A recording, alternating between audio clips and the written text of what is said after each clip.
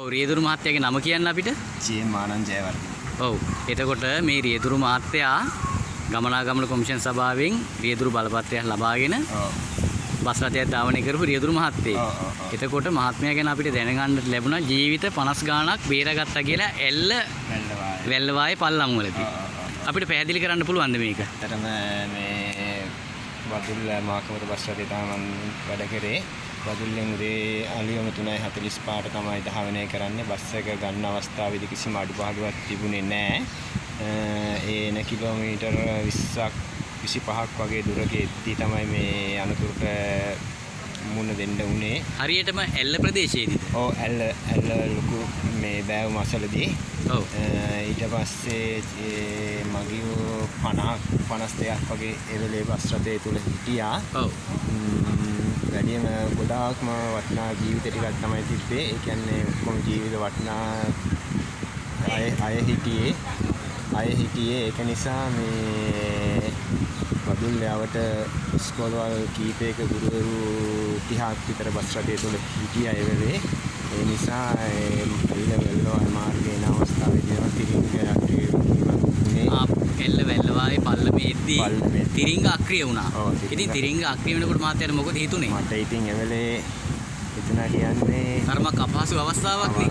අවස්ථාව මම මගේ මේ සහායක මාත්‍යට එයාටවත් මම කිව්වේ නෑ. ඔව්. ඊට පස්සේ බය වෙයි කියලා ඔය කියනකොට කරන්න ඒ අවස්ථාවේදී මේ කතරගම සීසන් එක පටන් ගන්න තිබ්බේ.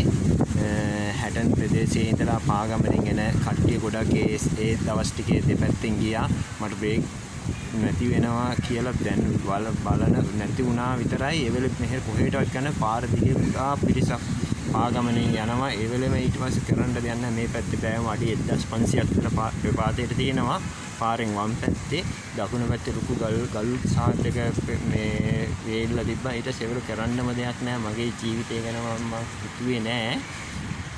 මගේ නෝනා මගේ ළමයි ගැන කාක් ගැන හිතුවේ නැහැ. මට ඕන නැති මේ වටිනා ජීවිත ටික බේරා ගැනීම සඳහා. මහත්තයාගේ ඒ වෙලාවේ එකම අරමුණ වුණේ මේ බස් එකේ ඉන්නේ ජීවිත ටික බේරා ගැනීම. ඔව් මගේ ජීවිතේ පරදුවර තියලා හෝ මට ඕනේ මගේ මේ ජීවිත වටිනා ජීවිතේ ගුරුවරු ටිකන්න ගොඩක්ම හිටියේ. ගුරුවරු තමයි හුඟක් මේ බස් එකේ හිටියේ නේද? ඔව් මේ කොළඹ මොකක් සෙමිනාර් එකකට තමයි ආව. කොහොම හරි 30ක් විතර හිටිය ගුරුවරු අනිත් කට්ටියත් ඉතින් මේ කට්ටිය ගොඩක් හිටියා. ඒක නිසා මේ මට උමනා වෙලා තිබ්බේ මේ ජීවිත ටික බේරා ගැනීම සඳහා. ඒ වෙලෙම සහායක මාත්‍යාට කිව්වෙත් නෑ. ඒ වෙලෙම කොහොම වැඩි එකපාරම හරහාට කපන්න විදියක් නෑ. වැඩිච්ච වේගයට අනිත් පැත්ත ගහලා ආයෙත් පල්ලහැට යයි කියලා හිතලා කොහොම අයිනේ සාමානෙන් අල්ලගෙන ගියා වැදුනා විතරයි මන් දන්නේ. ඊට පස්සේ වැඩිච්ච ගමන්ම මගේ ඇඟට උඩ තිබ්බ ගල් ගොඩක් ඇඟට වැටිලා තිබ්බා. ඔව් බස් එක වැදුන ගමන් මහත්තයාගේ ඇඟට රියදුරු මහත්තයාගේ ඇඟට උඩ තිබ්බ ගල් වැටුණා. ඒ වෙලේ එතනින් පස්සේ මම කිසිම දෙයක් දන්නේ නැහැ. එතනින් පස්සේ කිසිම දෙයක් මහත්තයා දන්නේ නැහැ. දන්නේ නැහැ. එතනින් පස්සේ කිසිම දෙයක් දන්නේ නැහැ. මම හොඳටම වැහිලා ඉඳලා තියෙන්නේ වෙලේ. මම ගන්න විදියක් නැහැ. ලොකු ගල් වලින් මම වැහිලා හිටියේ. ඒ නිසා මගියෝ ටික ඔක්කොම බැහැලා කට්ටිය ඔක්කොම ලැහැත්තිලා ගල් ඔක්කොම අයින් කළා තමයි මාව පේන්නෙම නැති විදියට ඉඳලා තියෙන්නේ. සුදු ෂේට් එක පොඩ්ඩක් පෙන්නලා තිබුණේ. ඒ අවස්ථාවේදී මගිය ඔක්කොම බැහැලා තමයි ගල් අයින් කළා තමයි මාව අරන් ගියේ. මම බදුල්ල ජාතික රෝහලට ගෙනල්ලා ටික වේලාවකින් තමයි මම දන්නේ කොහෙද ඉන්නේ කියලා. මගේ මොන සිද්ධිය මහත්තයාට මතක තිබ්බද රෝහලේදී? මතක තිබුණා. රෝහලේ ඉඳලා කියන පස්සේ තමයි මතක් වුණේ මට. කන මෙතනින් ඉරලා තිබ්බා. මෙතන වැහුම් 20ක් විතර ගහලා. කන ළඟ වැහුම් 20ක්. ඔව් ඔළුවේ 10ක් විතර. ඔළුවේ වැහුම් 10ක්. ඔව් මේ අතේ ගැහුවා ඔක්කොම කොහොම වැහුම් 40ක් විතර ගැහුවා. හොඳ දෙපළකින් කැඩුනා. මෙතනට ගලක් වැටිලා මෙතනින් හරහාට කැඩුනා. තුවාල ටිකක් වුණා. ඔළුව තුවාල වුණා. එතකොට මහත්තයාට දැන් මේ වෙනකොට රැකියාව කරගන්න පුළුවන්ද? රැකියාව කරන්න අමාරුයි. මට තාම බර වැඩක් කරන්න විදියක් නැහැ. එතකොට කොහොමද ජීවන වෘත්තිය ගෙනියන්නේ? ජීවන වෘත්තිය ඉතින් පොදුවන් විදියට සාමාන්‍යයෙන් වැඩි මහන්සි යන වැඩි බරක් උස්සන්න නැතුව බැලුම් බස් එක්ක බදුල්ල කොළඹ සුපර්ලයින් බස් රථයේ දැන්ට රැකියාව කරනවා. දැන් රැකියාව කරනවා.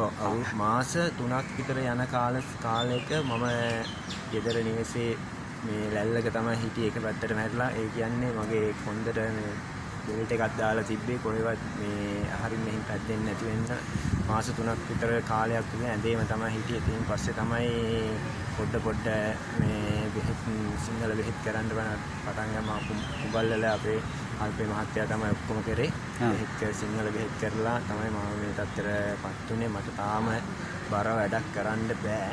ඔව්. බර දෙයක් උස්සන්න බෑ හරියට නැමෙන්නත් බෑ. ඒක නිසා දැන් ඉතින් ජීවත් වෙන්නත් ඕන නිසා රැකියාවක් කරන්න. කොහොම හරි රැකියාව කරගෙන යනවා. මහත්තයාට සතුටු වෙන්න පුළුවන් මහත්මයා ජීවිත 50 ගණක් බේරුවා. ඔව් මට ඒ ඇති. ඔව් මට ගොඩාක් සතුටුයි. ඒ ගැන මේ අනිත් කාරණේ තමයි අපි කාටවත් කරදරයක් කරන්නෙත් නෑ නේ. ඒක නිසා තමයි අපිට මෙහෙම දෙයක් මගේ කොන්දර උච්චර වෙච්චයක් කියලා ඔපලොක් ඔපරේෂන් එකක් කරන්න නැතුව ඇණයක් දාන්න නැතුව ඒ වගේ තත්ත්වකින් මම බේරුනේ ඒ නිසා තමයි. ඔව්.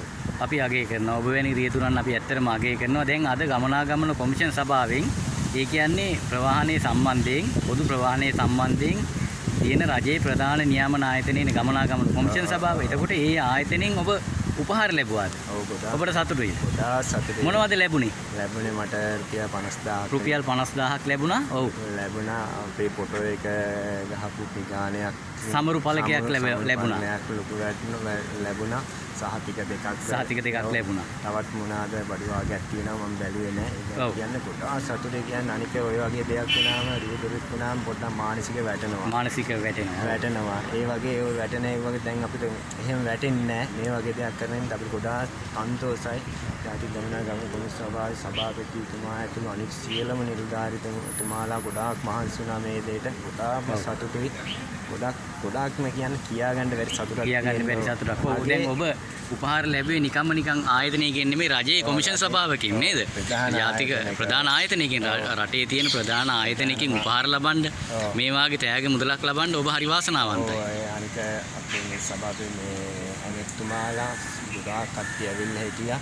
අපිට කොහොමද නැත්තම් ඔය වගේ ඔය කට්ටියන් ළඟ දකින්න වෙන්නේත් නැහැ. දකින්න අපේ ප්‍රවාහන නියෝජ්‍ය අමාත්‍යතුමා ප්‍රවාහන හා මහාමාර්ග නියෝජ්‍ය අමාත්‍ය ගරු ප්‍රසන්න ගුණසේන මැතිතුමා ආවා මේ උත්සවයට නේද? ඔක්කොම අපි ළඟ ඉතින්ද අපිට සාමාන්‍ය කට්ටිය කතා කරන්නවත් බෑනේ නිකන් වෙලා මේ වගේ අවස්ථා කොටා සතුටින් මට මම දැක්ක ඇමතුමා සුවදශීලීව කතා කරනවා. ඔව් මට කතා කරා මේ මට ඇත්තටම ඇඟේ තිබ්බේ දැන් කලින් පොඩ්ඩක් ඇඟට හරි අමාරුවක් වගේ තිබ්බා.